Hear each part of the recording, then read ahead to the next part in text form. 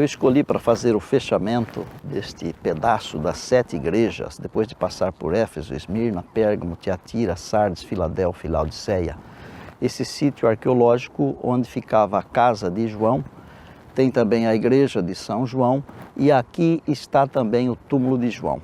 Este é o lugar de onde eu vou falar para você sobre o encerramento deste tema que tem a ver com as 7 cartas às 7 igrejas do Apocalipse.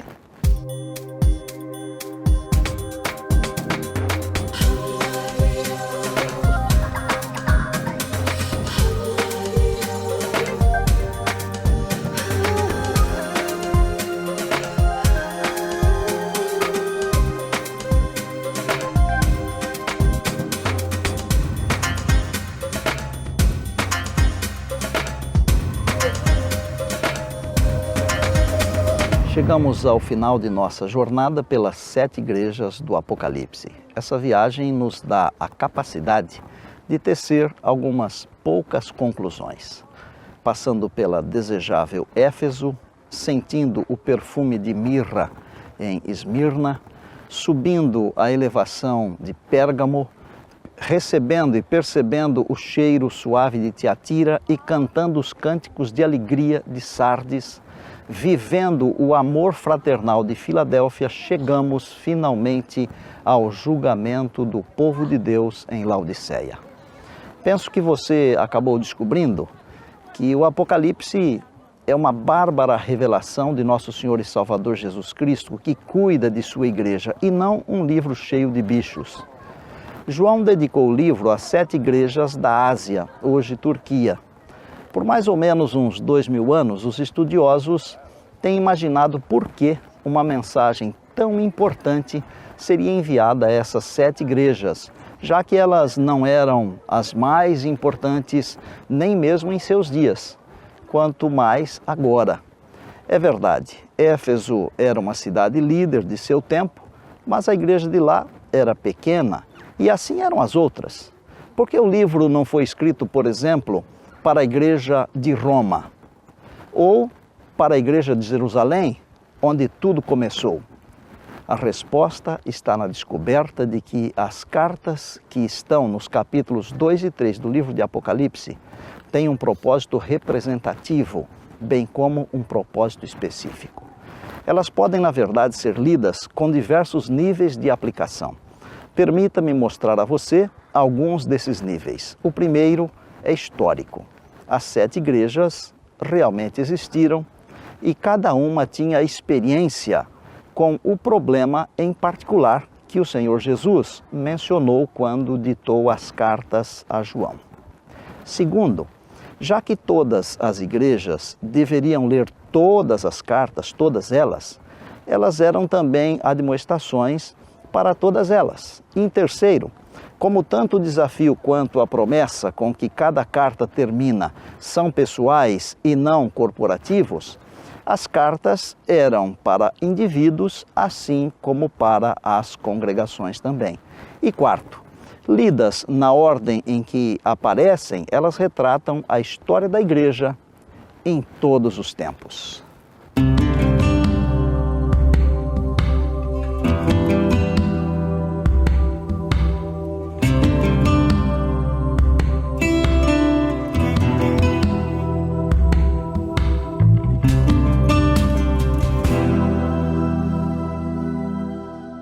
O Senhor Jesus começa cada uma das cartas com um dos muitos títulos que lhe são atribuídos no livro do Apocalipse. Cada título revela alguma coisa do seu caráter e também uma pista da igreja. O nome de cada igreja também contém uma pista. Umas poucas curiosidades sobre as 7 cartas para as 7 igrejas. Das 7 cartas, 2 não contêm nenhuma crítica. São as igrejas de Esmirna e Filadélfia. Outras 2 não contêm nenhuma menção honrosa. São as igrejas de Sardes e Laodiceia. E uma delas não recebe admoestação, mas tem 2 críticas. É a igreja de Pérgamo. Creio que você está esperando eu dar o meu parecer depois de ter passado pelas 7 igrejas, não é mesmo? O que eu vi e senti, embora sejam coisas muito pessoais, eu penso que posso compartilhar para o bem daqueles que quiserem ouvir, quiserem aprender. Quando você mergulha num mundo que pensa ser conhecido, mas acaba descobrindo que conhece muito pouco sobre ele, é evidente que algumas reações apareçam, alguns sentimentos e também algumas conclusões. Bom, vamos lá então. O primeiro sentimento é de que há um Deus que está acima de todas as coisas, de todos os acontecimentos, que sabe tudo e está conosco, independentemente das nossas escolhas. Nessa jornada, pude perceber que quando as pessoas permitem que Deus seja Deus em sua vida, a vitória é certa, mesmo em face da morte, como foi, por exemplo, o caso de Policarpo, bispo da cidade de Esmirna, que morreu queimado por causa da sua fé em Jesus aos 86 anos de idade. Quando disseram para ele renunciar a Jesus e viver, ele simplesmente disse: sirvo a meu Jesus por 50 anos e ele nunca falhou comigo um só dia. Como eu o negaria agora? Compreendi plenamente o que significa Apocalipse 2:10, que diz: ser fiel até a morte e dar-te-ei a coroa da vida. Não é só na hora da morte, é a vida toda. Outra sensação que invadiu a minha vida foi a de que as fortalezas caem, os templos são destruídos, o tempo destrói as coisas, mas Deus permanece para sempre, a sua palavra permanece para sempre.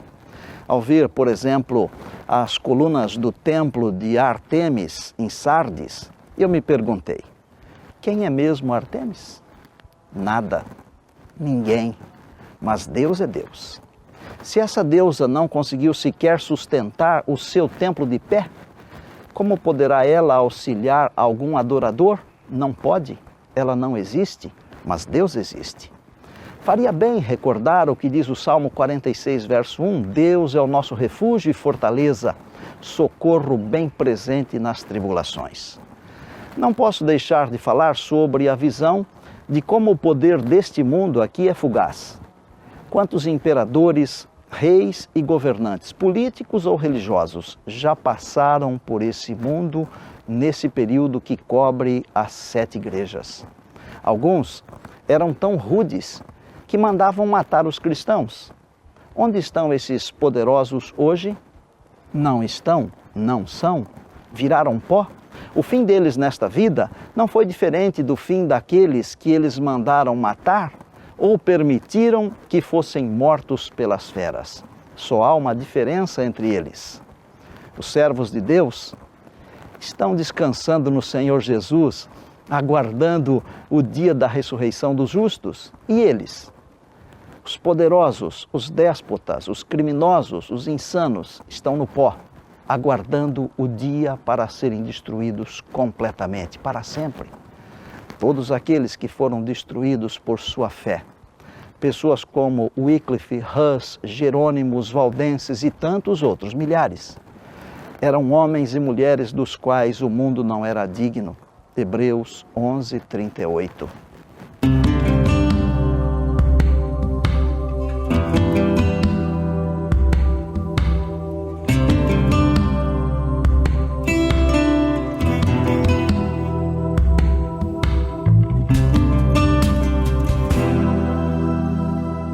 Também não pude deixar de pensar que o ser humano não sabe adorar e nem escolher quem ou o que adorar.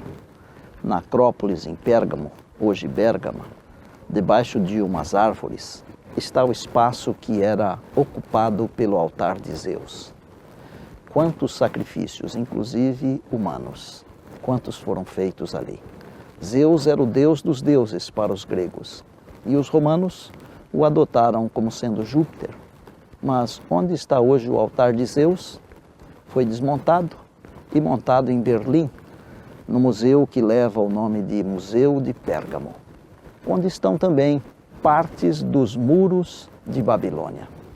Só Deus merece nossa adoração, ninguém mais, só Deus. Só que o inimigo, através de suas multiformes artimanhas, desvia a mente do ser humano do que é principal.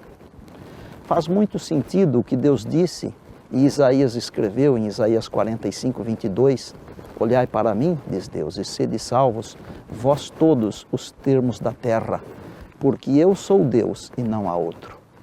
E a última lição para encerrar: como as coisas que o Senhor Jesus mandou João escrever lá no primeiro século, elas se cumpriram ao pé da letra, eu posso entender que as demais que foram escritas também se cumprirão.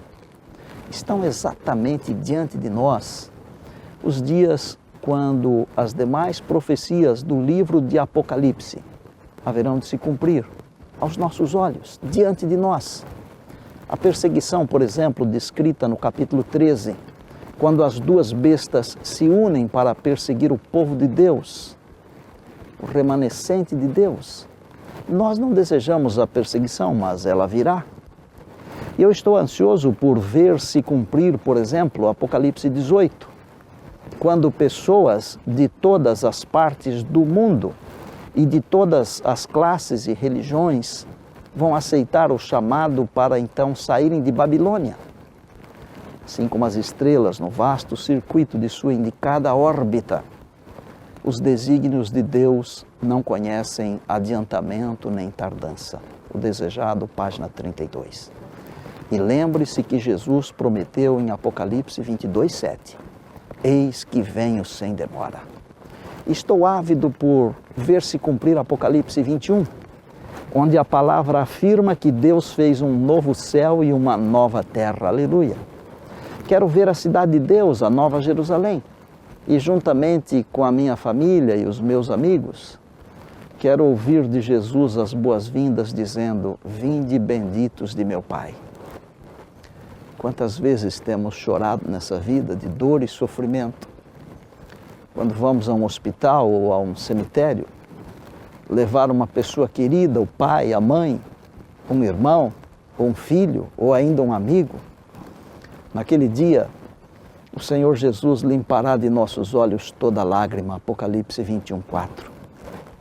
Meu irmão, minha irmã, dentro de pouco tempo aquele que há de vir virá e não tardará. Hebreus 10, 37.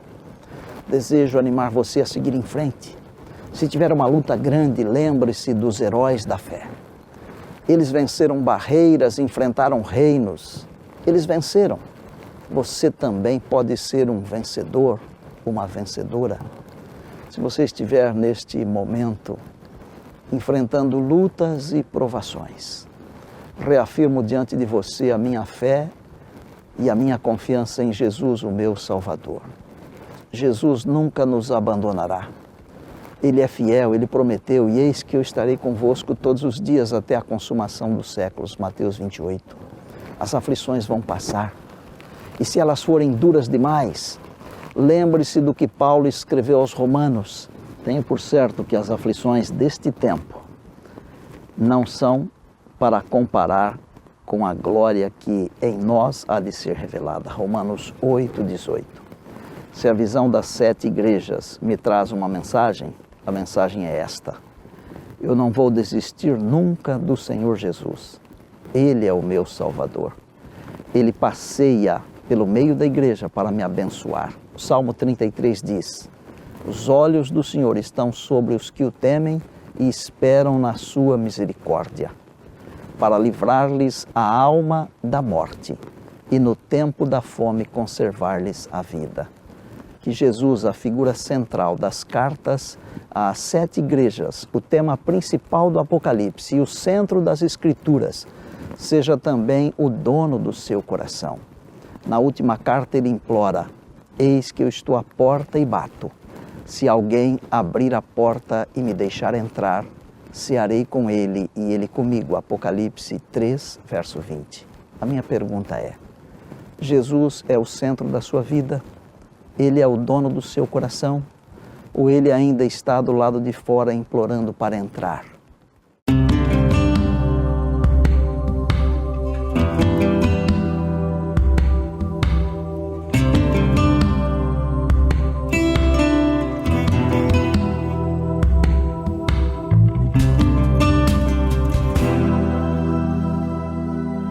As minhas últimas considerações eu quero fazer aqui junto ao túmulo de João, o discípulo amado. Eu não sei muitas coisas desta vida, embora já tenha aprendido algumas. As que eu não sei, elas são muito mais e maiores do que as que eu sei. Todavia, das poucas coisas que eu sei, uma é certa demais. E essa uma que é certa demais são palavras do Senhor Jesus. E ele diz assim: todo que o Pai me dá, esse vem a mim. E o que vem a mim, eu nunca lançarei fora. João 6,37. Vá a Jesus agora. Ele nunca lançará você fora, mesmo que a vida e o mundo rejeitarem você, Jesus nunca o abandonará. Corra agora para os braços do inigualável Jesus e Ele satisfará os desejos do seu coração. Ele colocará a peça que está faltando em sua vida. Ele dará sentido à sua existência e quando tudo aqui terminar e você, pela graça de Deus, for um vencedor, então as palavras de Apocalipse 3:21 serão para você. Ao vencedor, dar-lhe-ei sentar-se comigo no meu trono, assim como eu também venci e me assentei com meu Pai no seu trono. Amém, amém e amém.